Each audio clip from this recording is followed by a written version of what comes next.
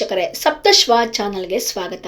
ಬಾಂಗ್ಲಾದೇಶದಲ್ಲಿ ಪ್ರಮುಖ ವಿದ್ಯಾರ್ಥಿ ನಾಯಕ ಶಾರಿಫ್ ಉಸ್ಮಾನ್ ಆದಿ ಹತ್ಯೆಯ ಬಳಿಕ ದೇಶಾದ್ಯಂತ ಹಿಂಸಾಚಾರ ಮುಗಿಲೆದ್ದಿದೆ. ಈ ನಡುವೆ ಮತ್ತೊಂದು ಆತಂಕಕಾರಿ ಘಟನೆ ನಡೆದಿದ್ದು, ಬಾಂಗ್ಲಾದೇಶದ ಮತ್ತೊಬ್ಬ ವಿದ್ಯಾರ್ಥಿ ನಾಯಕನ ಮೇಲೆ ಅಪರಿಚಿತ ಬಂದೂಕುದಾರಿಗಳು ಗುಂಡಿನ ದಾಳಿ ನಡೆಸಿದ್ದಾರೆ. ನ್ಯಾಷನಲ್ ಸಿಟಿಜನ್ ಪಾರ್ಟಿಯ ಕುಲ್ನಾ ವಿಭಾಗದ ಮುಖ್ಯಸ್ಥ ಮೊಹಮ್ಮದ್ ಮೊತಲೆಬ್ ಸಿಕಂದರ್ ಅವರನ್ನು ಮುಸುಕುಧಾರಿಗಳು ಗುರಿಯಾಗಿಸಿಕೊಂಡು ತಲೆಗೆ ಗುಂಡಿಕ್ಕಿದ್ದಾರೆ.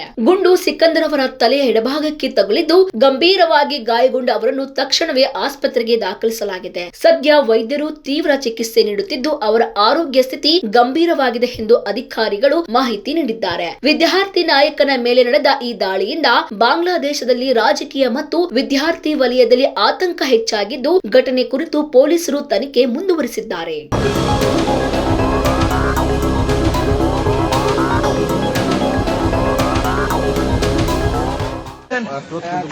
এনসিপি নেতা এই যে তাকে কিন্তু নিয়ে আসা হয়েছে, আমরা দূর থেকে দেখা যেত, রক্ত আমরা কাছ থেকে দেখাতে পাচ্ছি না, তার মাথায় যে গুলি করা হয়েছে।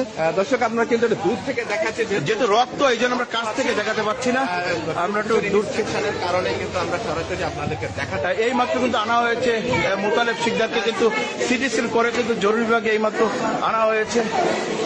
আমরা একটু দূর থেকেই দেখাই এবং তাকে কিন্তু রক্তাক্ত আমরা একটু দূর থেকে দেখাই, আমরা কাছ থেকে দেখাতে পাচ্ছি না। মোতালেব সিকদারকে কিন্তু এখন আবার ওয়ার্ডে নিয়ে যাওয়া হবে।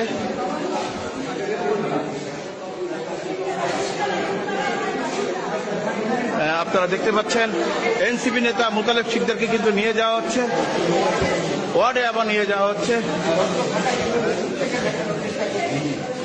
আমরা একটু যেহেতু মাথায় ব্যান্ডেজ, নেট চলে যাচ্ছে। গুলিটা পড়া হয়েছে কোথায়? আপনারা কি পথচারী নাকি স্যার? আপনি ওই থেকে আসেনি?